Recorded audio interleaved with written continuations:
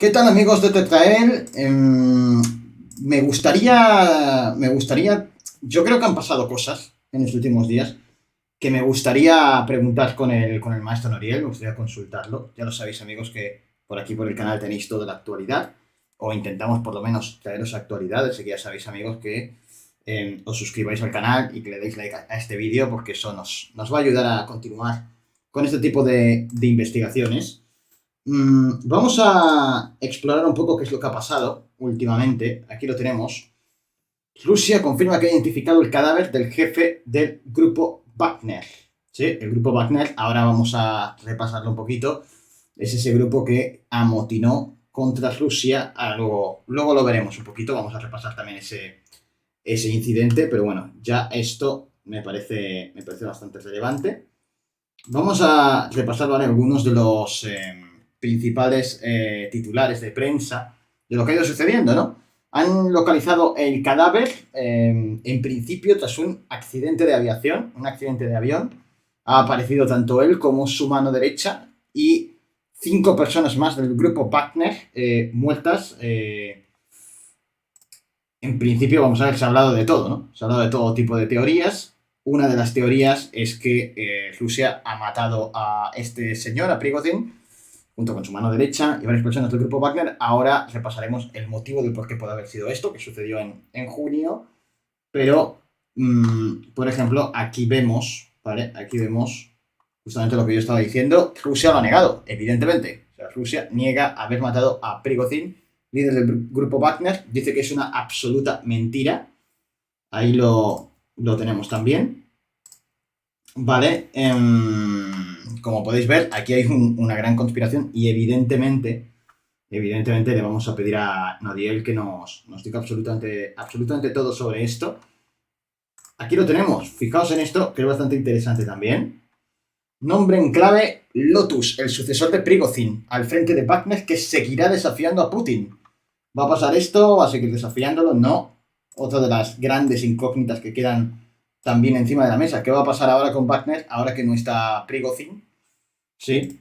Aquí vemos, por ejemplo, ¿no?, esta noticia, bastante interesante también, que dice que el jefe de Wagner, Prigozhin, ha sido enterrado en San Petersburgo. De hecho, ni siquiera Putin ha ido al entierro. O sea, no ha estado en el entierro, lo cual también deja abiertas pues muchas incógnitas, ¿no?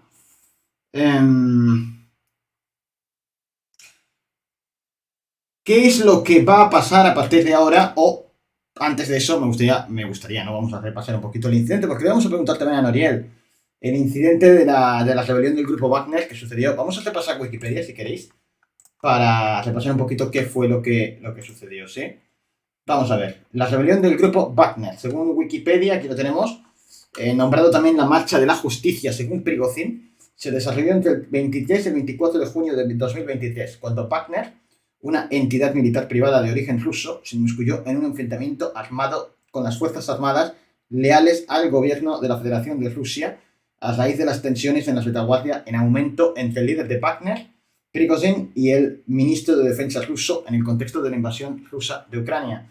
Prigozhin retrató la rebelión como una represalia, por lo que él alegó fue una agresión hacia sus tropas por parte del citado ministerio. Descartó la argumentación del gobierno ruso relativa a la incursión rusa en Ucrania, responsabilizó al ministro de Defensa ruso, Sergei Shoigu, por los descalabros militares y lo acusó de conducir la guerra en provecho de las élites rusas. Las fuerzas bajo el mando de Prigozhin tomaron la ciudad de Rostov del Don, que alberga una importante instalación militar, e informaron que progresaban en dirección a Voronezh y luego Lipetsk, con rumbo a Moscú finalmente. En represalia, el Servicio Federal de Seguridad, el FSB, inició un proceso penal contra Prigozhin por incitar a un levantamiento armado. En una alocución televisada, el presidente Putin tildó las acciones de Wagner de traición y prometió erradicar la rebelión. Putin hizo un llamado a aquellos miembros de las fuerzas de Wagner que, bajo engaño o amenazas, fueron arrastrados hacia una trama delictiva, impulsados por el sendero de un crimen grave, una sublevación armada. Después de negociar un pacto con el presidente bielorruso Alexander Lukashenko, Prigozhin accedió a retirarse y a partir de las 11 p.m. comenzó la retirada de Rostov del Don. Eso es lo que aquí sitúan en Wikipedia, ¿no? Vamos, que Prigozhin hacía una marcha que él nombró Marcha de la Justicia hacia Moscú con la intención de,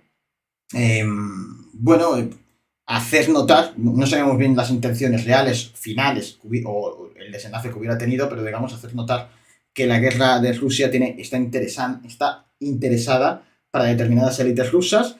Él se quejaba mucho al ministro de Defensa ruso de que no le proporcionaban los suministros suficientes, munición, etcétera.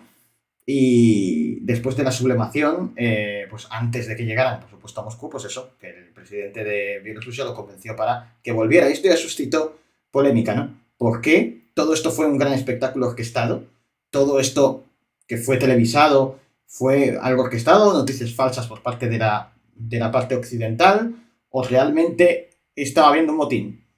Fuera como fuera, es raro que Rusia dejara marchar a Prigozhin sin matarlo primero o sin tener ningún tipo de consecuencia.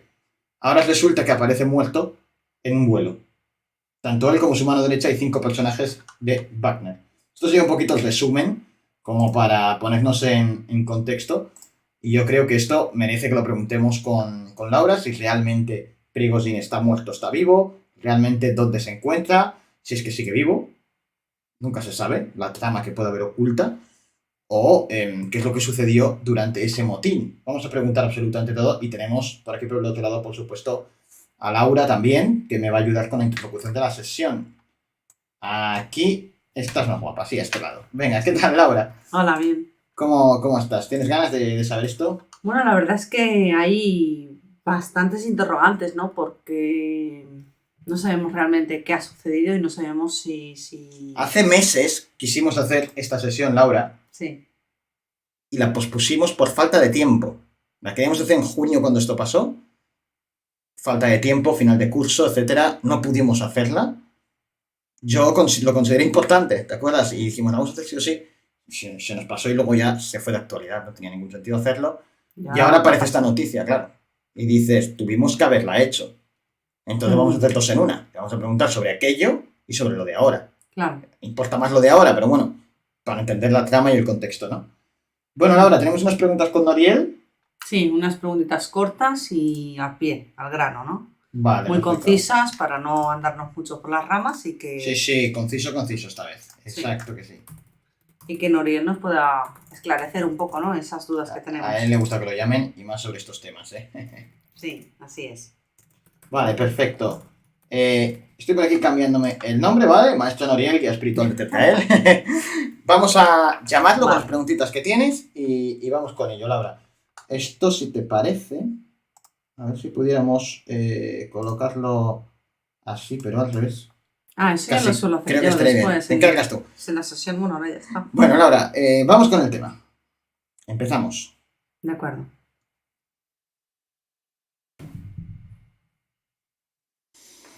¿Qué tal, Laura? Hola, bienvenido. Muchas gracias por convocarme y ya te echaba de menos a ti. Hacía tiempo que tú Sí, y yo sí. no departíamos tranquilamente. Sí, Últimamente se abonó el pesado ese de Adrián que me mata preguntas. sí. La verdad es que llevamos un verano, ¿no? Con muchos misterios a resolver, documentados por Adrián y bueno, esto que es más tema de actualidad y es corto, pues hemos decidido poderle realizar unas pequeñas preguntas. Te escucho. Vale. Maestro, como ya sabrá, se ha encontrado el cadáver de Prigozhin, el líder del grupo Wagner, en un supuesto accidente de aviación, varios meses después del supuesto intento de motín a Moscú. Así que queremos hacerle varias preguntas, pero antes quiere dar un mensaje. No quiero dar ningún mensaje, pero ya te digo yo que hay trama detrás. O sea, incluso hasta más. A veces hay más películas de espías. Quiero decirte que la realidad supera la ficción ampliamente. Y este es uno de esos casos. Hazme las preguntas y así te lo voy respondiendo. La primera pregunta es si realmente Prigozhin está muerto. Confirmo que Prigozhin está muerto y también confirmo que no ha habido una muerte anterior. Lo digo porque se ha especulado con que siguiera vivo y si le hubiera dado pasaporte extranjero en algún lado y siguiera viviendo bajo identidad falsa. No, está muerto. Pero tampoco es cierto alguna teoría que circula de que ya había muerto antes de que se diera esta noticia. Tampoco es cierto. Ha muerto exactamente en el incidente que se Madre mía. comenta. Y le llamo incidente, no accidente. ¿Mm? ¿Está involucrado Putin o el gobierno ruso en su muerte o fue un accidente realmente? Sí, el abatimiento del avión fue eso, un abatimiento a través de misiles antiaéreos rusos. Eso te lo confirmo. Ujú. ¿Qué futuro hay previsto ahora para Wagner? Bueno, Wagner va a ir perdiendo poder, se había hecho con mucho poder militar, va a ir perdiendo mucho poder militar. Y el nuevo líder, vamos a ver, hay que tener en cuenta que este líder, este personaje, el llamado Prigozhin, era un personaje muy carismático. Tan carismático que a pesar de regentar, de liderar una compañía militar privada, vamos a mal llamarlo, porque creo que la gente lo va a entender mejor, ¿vale? A pesar de liderar una compañía de mercenarios, ¿sí? Esta gente evidentemente no es leal a nada más que al dinero. La gente le era leal. Tenía tal poder hipnótico, tal poder de encantamiento, que realmente le eran leales. Mucha gente daban su vida por él. Es decir, era un encantador de serpientes total, era una persona muy carismática y que traía mucha gente detrás. Putin sabía la importancia que tenía este personaje y lo utilizó durante muchos años a su favor hasta que finalmente se le puso en contra. Ujú. Y evidentemente que no le interesa tener otro gallito armado. Claro. Pero realmente Wagner no va a poder sustituirlo. Por más líderes que vengan, no hay nadie que tenga la capacidad de liderazgo, que tenga el carisma real que tenía este personaje. Y seguramente muchas de las personas que componen Wagner se les va a dar contribución, poder, cargos en el ejército ruso, se les va a limpiar de todos los cargos y se les va a poner residencia y dinero. Es decir, va a intentar Putin tenerlos a su favor, ¿no? Claro. Porque Comprarlos. puede haber muchos ahora que quieren reclamar venganza. Y si todos estos que quieren reclamar venganza, porque evidentemente ellos no son tontos y se imaginan lo que está pasando, si todos estos se levantan contra Putin puede haber un problema. Pero ya con el perro muerto termina la rabia. Ujú. Es decir, si este personaje está muerto, por mucho que ellos lo quieran vengar, esta gente no es gente leal. Le era gente leal a él. Pero en cuanto él ya no está, van a aceptar cualquier tipo de soborno, de dinero, de chantaje o de puesto de poder. Claro. Entonces, seguramente así van a conseguir la rendición mayoritaria de la gente más importante. Y siempre va a haber alguna animadversión de Wagner contra Putin. Esto va a seguir pasando. Pero es muy difícil que se consigan amotinar todos contra él porque porque no va a haber un líder carismático ya. Y eso Putin lo sabía. Ujú. Sí. Sobre el motín que sucedió en junio, ¿puede contar algo al respecto? ¿Fue real o fue todo un montaje? Mira, fue completamente real, pero tan real que supera la vida misma. ¿Por qué? Prigozhin, no hay que olvidar que es un personaje que conocía muy bien a Putin, en lo bueno y en lo malo, y que había trabajado con él y había servido con él durante mucho tiempo, y le tenía cierto afecto y cierto respeto. Ujú. Pero al final, este personaje es un personaje que se vende al mejor postor, porque al final es líder de una compañía de mercenarios. Sí. ¿Qué es lo que sucede? Estados Unidos y otros países de la OTAN financian y pagan a este personaje. Ahí es donde viene la trama. Financian y pagan a este personaje si se subleva, si genera un motín contra Putin. Ujú. Es decir, compran al personaje que más información íntima tienen de Putin, etcétera, ¿no? Y él accede a esto porque lo que le habían prometido era muy suculento. Utiliza un pretexto que es real, que es que él tenía cierta animadversión hacia el ministro de Defensa, porque no los armaba lo suficiente en la invasión de Ucrania. Pero realmente eso fue un pretexto. Es decir, hubo una compra por parte de Estados Unidos y otros países de la OTAN para que este personaje atacara a Putin. Era la única manera de terminar la guerra. Pensaron, ¿de qué manera podemos terminar esto sin inmiscuirnos directamente? Comprando a una persona que trabaje para él, que esté metido dentro de la guerra y que tenga la suficiente compañía militar, los suficientes hombres como para hacerle frente. De esta manera le restan poder a Putin, ¿no? Y podrían haber acabado con él, porque si de verdad llegan a Moscú, lo hubieran puesto en un serio problema. Aunque la compañía privada tenga menos hombres, evidentemente, que los que tiene Putin, 1000 hombres entrenados para matar desde décadas, que han tenido participación en muchas guerras, han estado en Siria, han estado en Libia, ¿sí? Estas personas no son fáciles de matar. Lo hubieran puesto en jaque, lo hubieran generado suficientes bajas y seguramente hubieran conseguido algún tipo de rendición por parte de Putin. Es decir, hubieran conseguido mucho si hubieran llegado a Moscú. Entonces tú preguntarás, ¿y por qué no llegaron a Moscú? Putin se lo temía, o sea, se imaginaba esto, pero no tenía las pruebas suficientes. Putin lo que quería era, evidentemente, que cedieran, pero él se sentía realmente traicionado por su amigo, o por quien él consideraba un compatriota, un amigo, ¿sí? Sí. De repente se siente traicionado. ¿Por qué? ¿Qué hizo a Putin despertar esa desconfianza?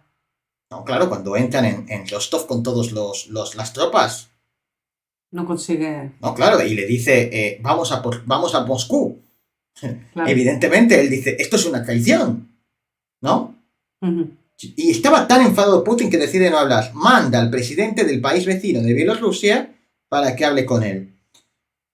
¿Qué es lo que le promete? Que es la clave, ¿no? El presidente de Bielorrusia a este personaje para que realmente no lleguen a Moscú. Lo compran con un precio mayor al que le había dado Estados Unidos y los países de la OTAN. Es un personaje que se vendía permanentemente al mejor postor. Sí. ¿Qué ocurre? Putin le da permiso al presidente bielorruso para que negocie con él con algo que no podrá decir que no. Un puesto de poder en el ejército bielorruso cuando éste se anexione a Rusia. La anexión de Bielorrusia por parte con Rusia es una situación que se va a dar en algún momento. Evidentemente, Prigozhin lo sabía, porque tiene muchos más datos que cualquiera de estos temas de la invasión, de la guerra, etc. Claro. Él lo sabía. Entonces, cuando el presidente bielorruso le dice que ha hablado con Putin y que le ha prometido un puesto de poder en el ejército bielorruso, que podrá tomar decisiones, es decir, digamos que Prigozhin pasaría de ser un líder de una pequeña compañía militar o una enorme compañía militar privada, pero que al fin y al cabo sigue siendo reducida a tomar decisiones en un poder político y militar dentro de un enorme país. ¿Sí? Cuando esto sucede, digamos que a él lo tientan con esto y le parece superior, además de que le perdonan los cargos. Le dicen que si da vuelta no va a ser acusado de traición y no lo van a matar. Evidentemente para evitar este salpicadero de sangre, ¿no? Sí. Es decir, Putin perdía si él entraba y lo tuvo que comprar, ¿sí? Y él salía ganando porque lo que le daban era mayor y además le absolvían de sus crímenes. Por lo tanto, decide marcharse. Después de esto comienza una investigación sobre Prigozhin.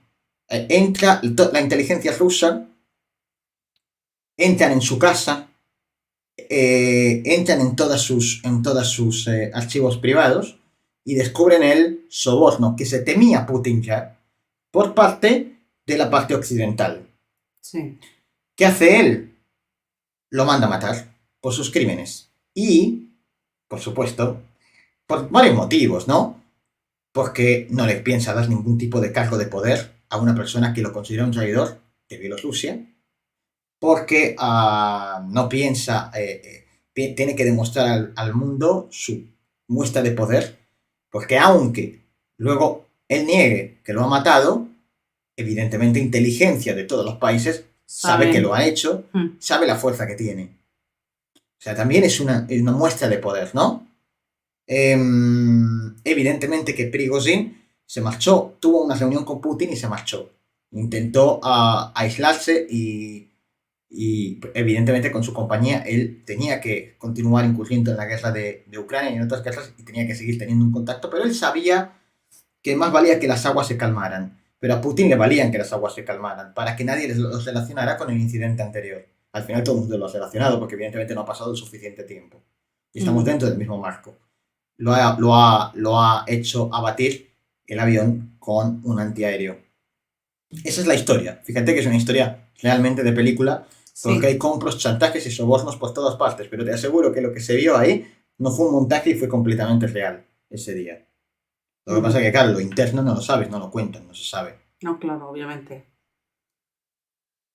Y la última pregunta que teníamos ya Sí, la ha sí, respondido. da, Sí, da, sí, por, sí. da por concluido absolutamente todo Sí, el tema, ¿vale? sí. Te mando mucha luz, Laura. Muchísimas Hasta gracias. todo momento. Gracias, hasta todo momento.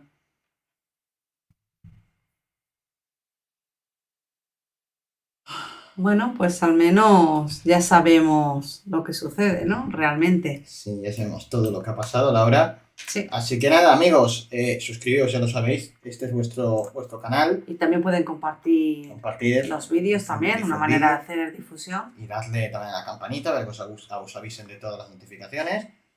Y nada, amigos, seguimos por aquí. Esto es Tetran, amigos.